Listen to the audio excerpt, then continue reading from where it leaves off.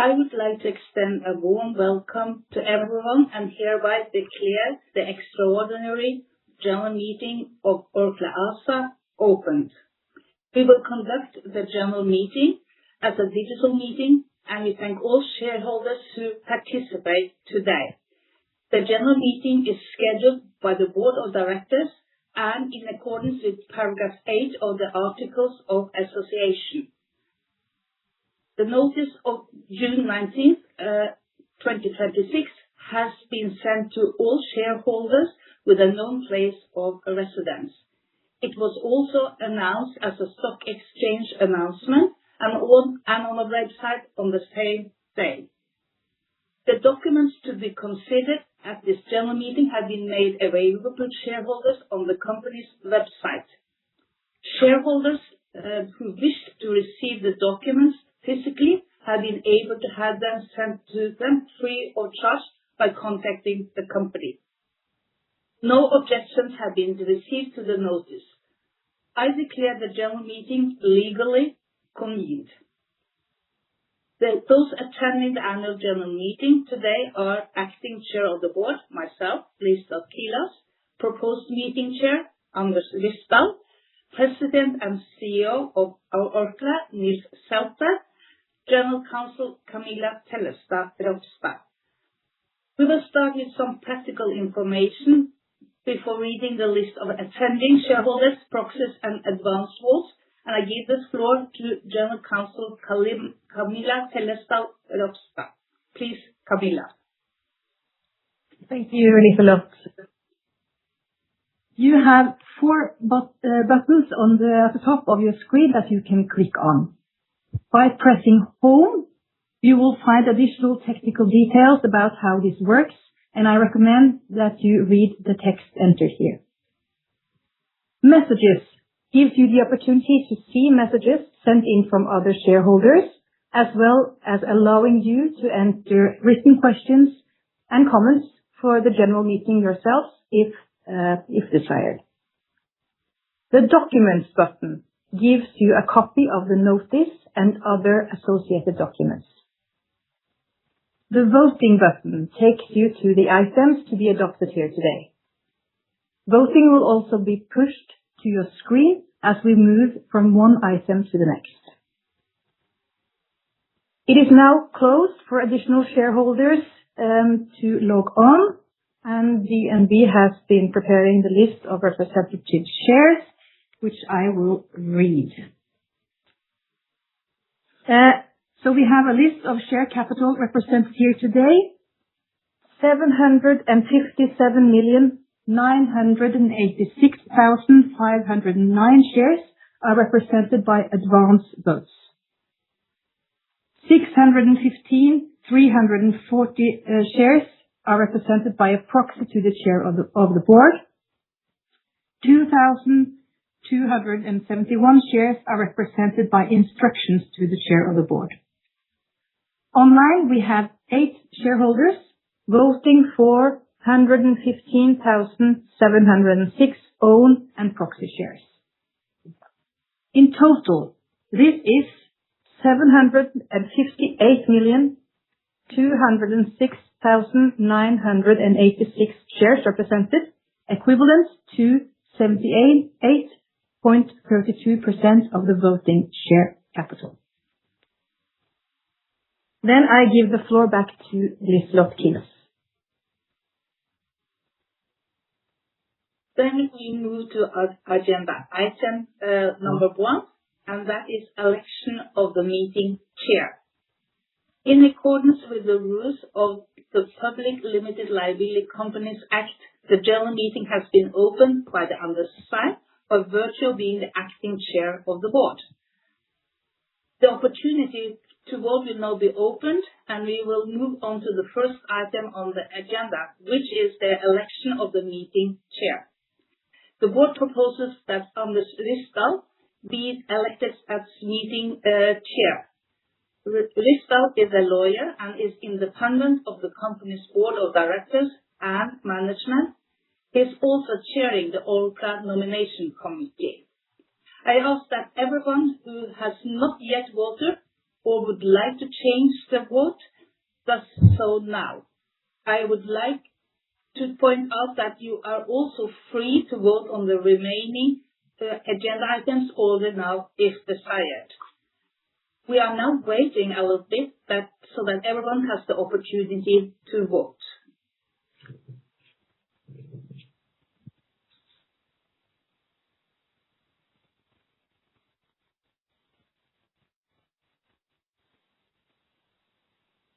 We cannot see that there have been any comments on the matter to be considered, and the vote is now closed. The count shows that Anders Ryssdal has been elected as meeting chair. A shareholder should also be appointed to sign the minutes together with the meeting chair. It's proposed that Camilla Tellestad Ropstad, who is present here today, will sign the minutes. Unless objections are raised by logged-in shareholders during the general meeting, this will be deemed approved. Then I give the floor to the meeting chair, Anders Ryssdal. Anders, please. Thank you, Liselott. We will now move on to the issues of substance on the agenda today and deal with the nomination committee's recommendations. Before we move on to the items in due order, I would like to observe a brief moment of remembrance in honor of Mr. Stein Erik Hagen, who has served as the chair of the board of Orkla for more than 20 years. His death was sudden and unexpected. Since we are in a virtual meeting, I will not observe the full customary 1 minute, but let us keep this in mind as we move on to the agenda. Thank you. Following the unexpected passing of the chair, on the 4th of May 2026, a new chair of the board will be elected, as well as a new shareholders elected board member of Orkla. The nomination committee's recommendation is dated the 19th of June and has been available to shareholders on the company's website since then. The nomination committee consists of Nils Henrik Pettersson, Rebecca Glaser Herlofsen, Kjetil Haug, and me. In addition, the committee is supplemented by employee representative Vidar Dahl when recommendation election of the chair of the board, and he has also consulted with determining remuneration issues. The composition of the nomination committee safeguards the interest of the shareholders as a whole and fulfills the criteria set out in the Norwegian Code of Practice for Corporate Governance. The work of the nomination committee has also been carried out in accordance with separate instructions for the nomination committee issued by the general meeting.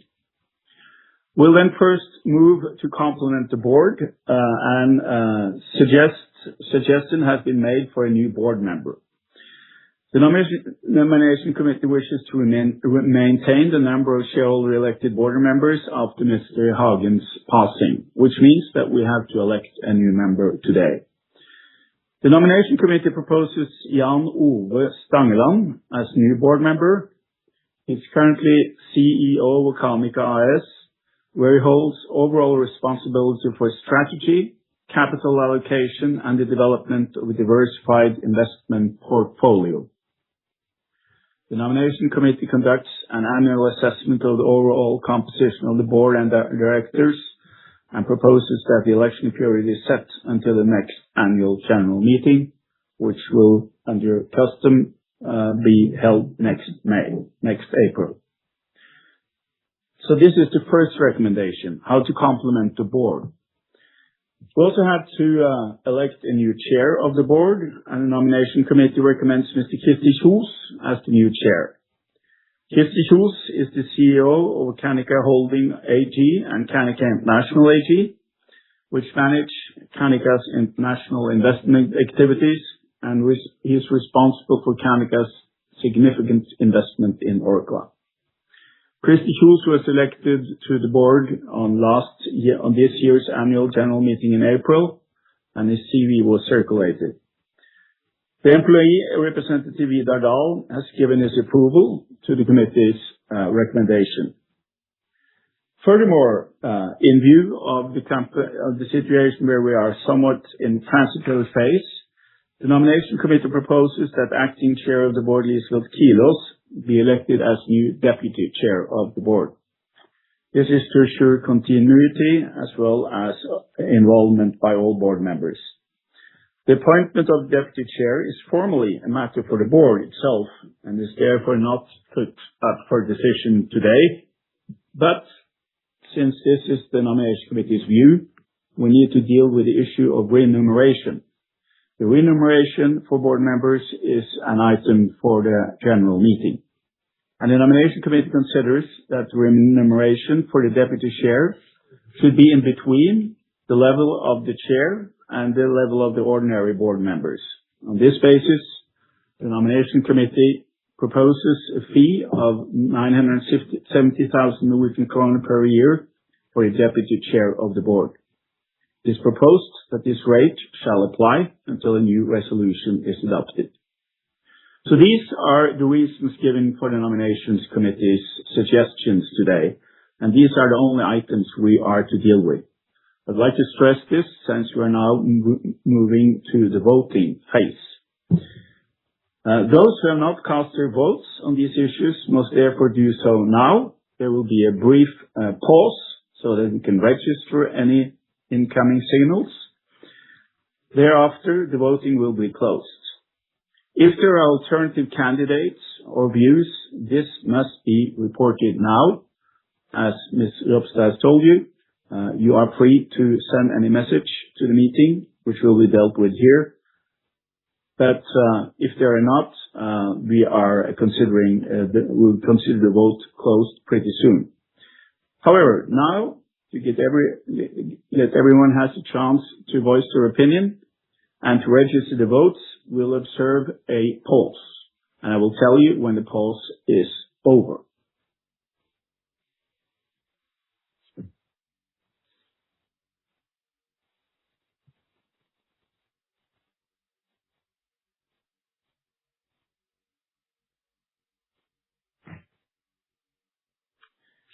There has been no incoming questions or any amendments unexpected on the voting side.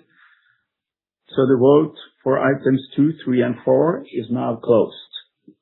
The count shows that there is a sufficient majority for the nomination committee's recommendation of Mr. Stangeland as board member and Mr. Kjos as chairman of the board, and an enhanced fee for the deputy chair of the board. All the recommendations have been approved. We have a formal item 5 on the agenda today, the use of electronic communication. And it is proposed that the general meeting allows electronic communication between the share issuer and the shareholders. Today, the company sends physical letters to all shareholders unless the shareholder has explicitly agreed to electronic communication. This has been a function of the earlier state of the law, but this legal state has now been amended, allowing companies to use electronic communication unless the shareholders opt out. That is the inverse solution, as we had before, out of digital information and wants to receive physical letters. Detailed information on how shareholders eventually could opt out was attached to the notice of this extraordinary general meeting.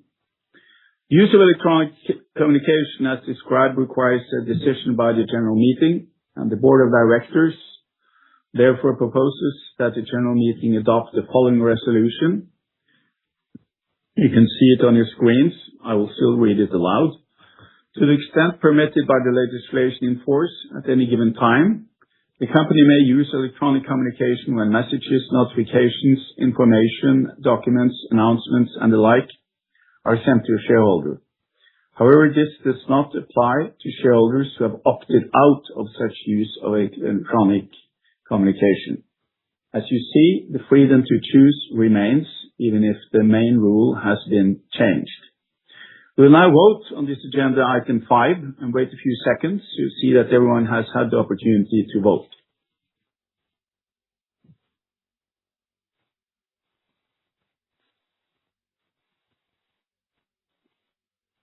Thank you. We cannot see that there have been any comments on the matter to be considered, and the vote is now closed. The count shows that the proposed solution has been adopted with a necessary vote, and in the future, Orkla will conduct its communication with shareholders accordingly. There are no more items on the agenda today that require the general meeting's decisions. All votes have been counted and results announced. The detailed voting figures will appear in the minutes, which will be published shortly after the general meeting. Even though this has been a brief meeting, it has been an important meeting for the future direction of the company, and we are very fortunate that so many shareholders have agreed to participate. We wish you all a good summer break. Thanks.